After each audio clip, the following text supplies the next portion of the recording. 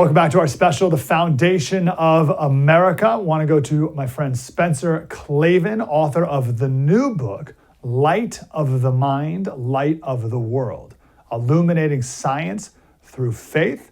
Also the host of the podcast, Young Heretics, and the Claremont Review of Books editor, and one of my favorite books, How to Save the West. That is his older book. Spencer, how are you, brother?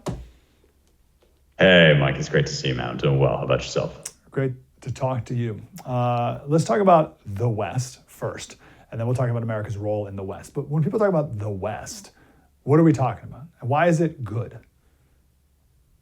Well, when we talk about the West, we're talking about an evil, white, cis, heteropatriarchal construct created on stolen land. No, this is sort of the typical, right? You know, people think you're talking about some kind of exclusive club of the only certain countries or only certain races get to join.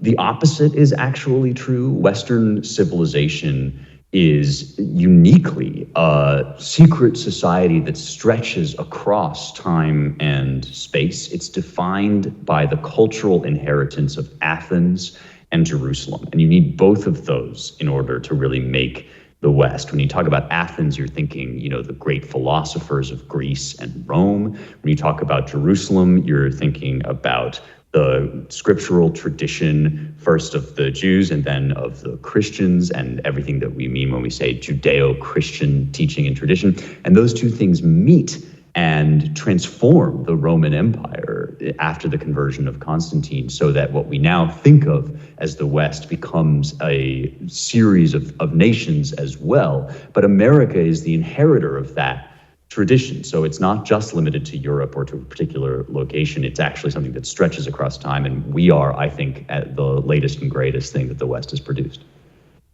Very good. As opposed to what? What are the alternatives? If you're not of the West, what else is there? Great question. I mean, for us, I don't think there is any other option other than conquest. I think that there are other noble traditions outside of the Western tradition. I'm particularly myself fascinated by Japanese history and culture, and that's a great example of a language and a culture and a tradition that does not come from the West. But one of the things we are learning in America right now is that there's no such thing as a post-Western America.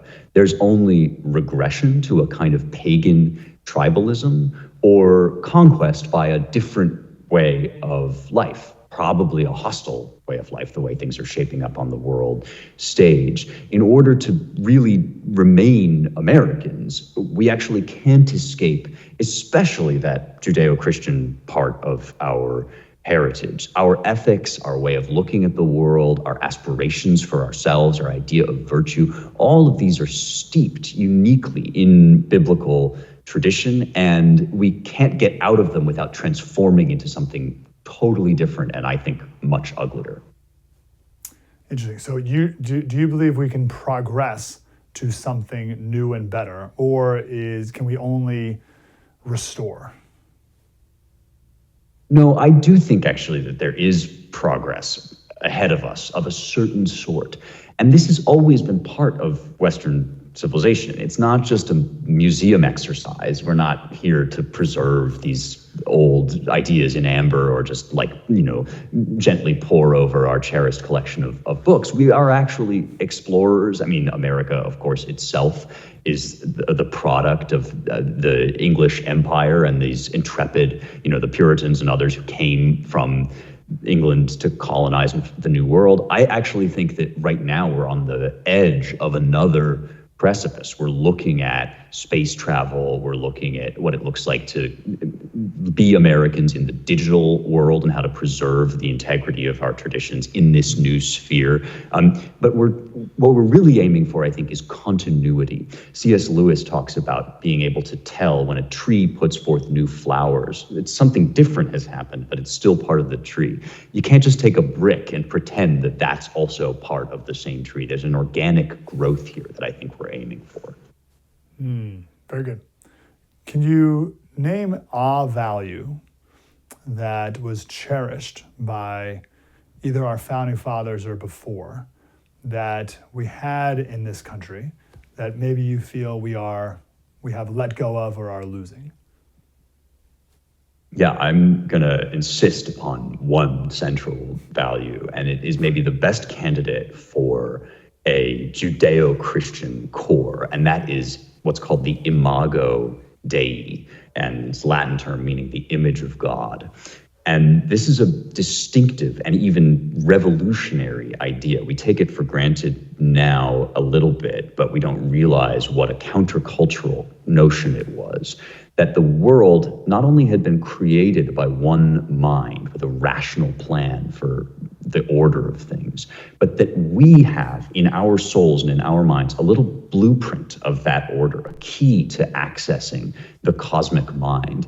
And that makes every individual human life an infinitely valuable thing. And we, again, think that we can just take this for granted in a secular world, but you're already starting to see with the way that we are building hierarchies of races, with the way that we devalue unborn life, we're starting to see people eat away at the edges of this idea that humanity itself is special. My new book, Light of the Mind, Light of the World, is really about this. It's about the loss of that idea that we are not just an accident, we're actually a product of the mind that made the universe. And that has serious intellectual consequences, serious moral consequences, and serious political consequences, which I think we're starting to see what happens when you get rid of that ancient notion.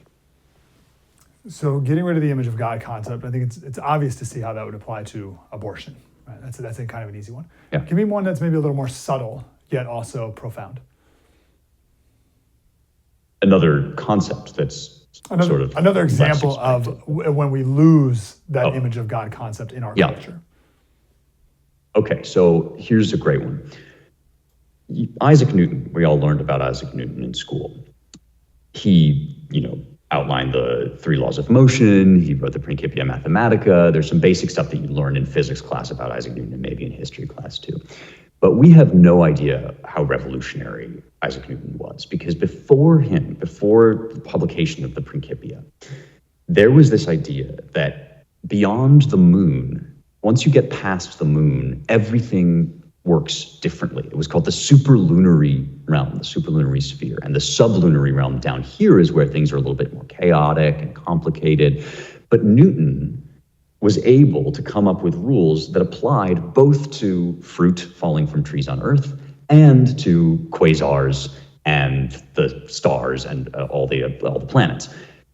This shattered the boundary between the superlunary and the sublunary realm, and it delivered on a promise that was inherent in the Imago Dei. Newton would have had no reason to expect that his mind and the numbers and the abstractions that we happen to come up with, there's no reason to expect that those ideas would apply everywhere throughout the universe, unless you think that the human mind is more than just an accident, not just an evolutionary mistake, not just a bunch of atoms kind of bouncing together, but actually a blueprint for the cosmos. Now, if you look at the way scientists talk about our current paradoxes, things like how do we figure out quantum gravity, or why do some of the universes in the distant regions of space look so old, we have these paradoxes that we're faced with that are like our own version of the barrier between the superlunary and the sublunary realm, but we don't have any reason to believe that our minds can penetrate those boundaries into new regions of space unless we recover this idea of the image of God. The very foundation of the scientific enterprise is based on this idea that the human mind is a key to understanding the universe. And without that, there's no guarantee that anything at all is going to work. Is it fair to say, Bill Bryson, I read Bill Bryson's Short History of Nearly Everything, and I think he emphasized the point that Newton was, like, first and foremost a theologian, more so than any scientific writer, but we don't know him for that. Do you find that to be true?